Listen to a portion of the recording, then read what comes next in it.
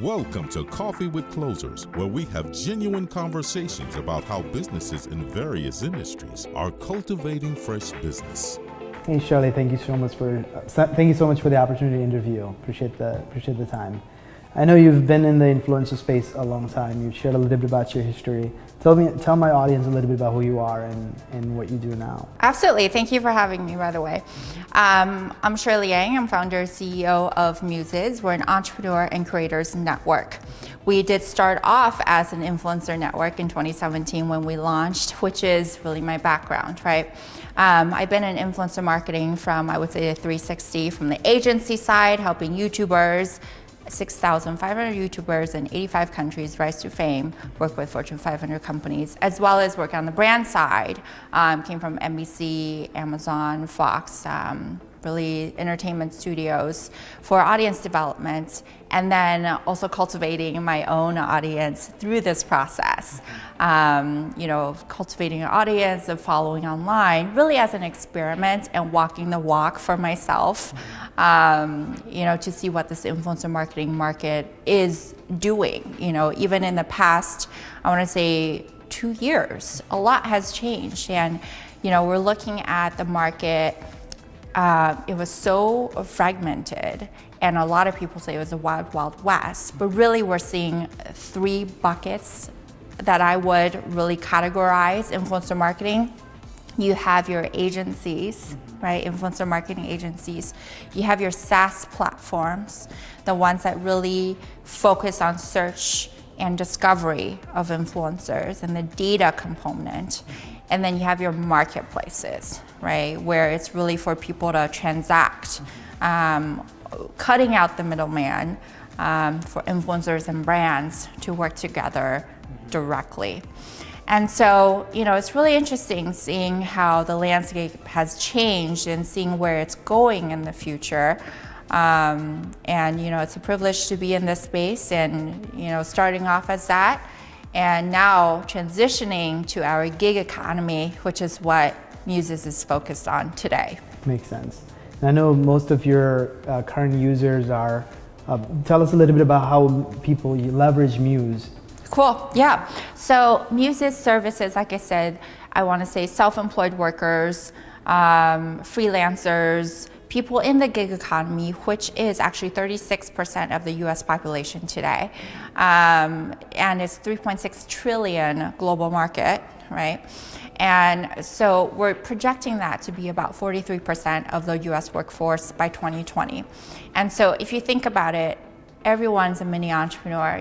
So many people have a side hustle that want to turn into a main hustle. Or there's so many people, especially the Gen Zs, graduating college, instead of going to a full-time corporate job, many of them are taking 3 or 4 projects, freelancing, taking gigs, right? And so Muses really wants to empower this type of workforce to be able to create and design a lifestyle that really truly fulfills them and make them happy. And so users come on to Muses for 3 things. Number 1, to network with other entrepreneurs. Number 2, to hire and get hired for gigs. Number 3, to look for business prospects. Mm-hmm. So what have you learned building a business? Obviously, you've been in the marketplace and you were an influencer. Yep. You also help brands in terms of growing their audience and things of that nature. Yep. What have you learned by building a business now? Okay, so your reputation is very important. Okay, so I think it comes with the territory, being in the marketing landscape and branding landscape. I think it's more important today to really be authentic. Everyone will Google you, will search you, look for you online. I think it's something like 74% of millennials always look up a business's website or social media site before committing a purchase. Right, so I think it's very important for marketers or even founders, CEOs nowadays to cultivate that personal brand. Even if it's something that's private, let's keep it consistent, right? You have to know that people can find you online in all different ways or through association. So I think maintaining a good reputation and living that authentic mission statement, whatever you put out there, is very, very important. What are some other practical ways? I know if you look at Richard Branson or some of the key leaders in our today's world, they all have built a big personal followers, and then they're also in the process helping their own businesses or their brands. What are some practical things leaders and founders should be doing from building a personal brand at the same time helping the organizations that they represent? Sure, I think it really goes back to the mission statement, and also your why, right? Everyone keeps on going back to that for a reason. Yeah. You know, why did you found your company? What is its purpose? I think more and more as a millennial myself, you know, I'm not just gonna consume any brand. I want to understand what it stands for. I want to know, who are the people running the business, and are they my people? You know, do I align with their same kind of belief?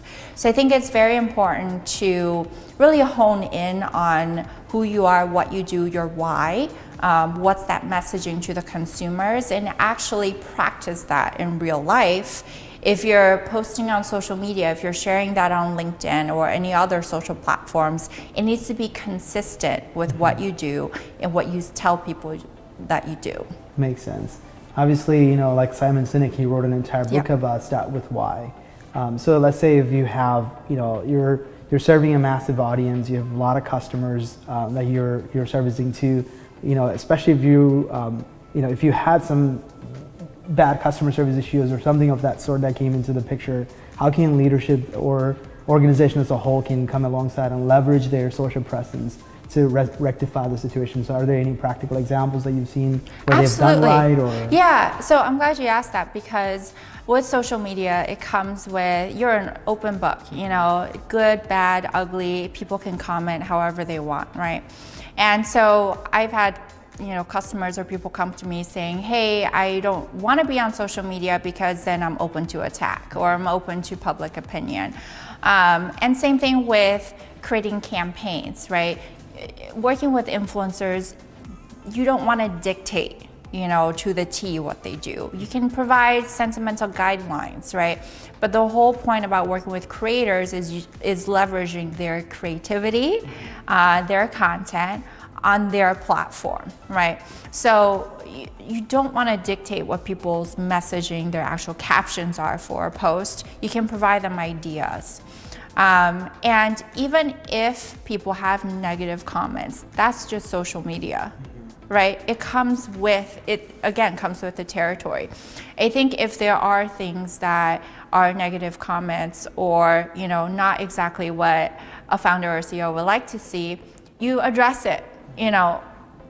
Not head on, but face to face. You address it in a very honest light and just reply to the person's concern or correct them if they're incorrect. Because guess what? People will take screenshots, and you can actually, speak to your integrity if you address people under the light than trying to, avoid things like that. And to give you an example, so we are a young team or a small team of 7 people.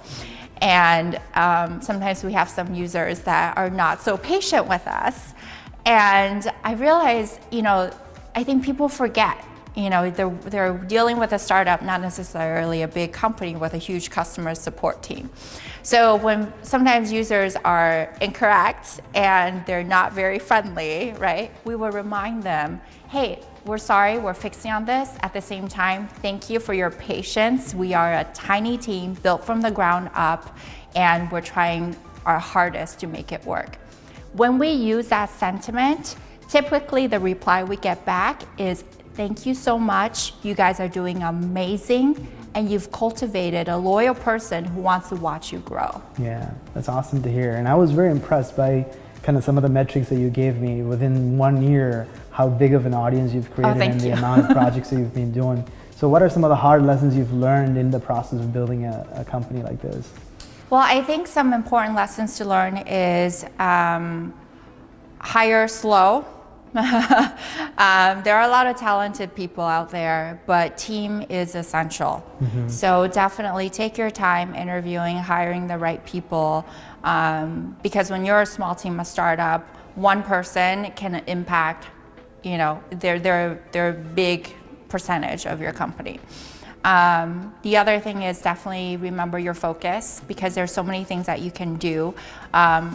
For me, you know, I'm very curious by nature. I'm sure a lot of, you know, founders are.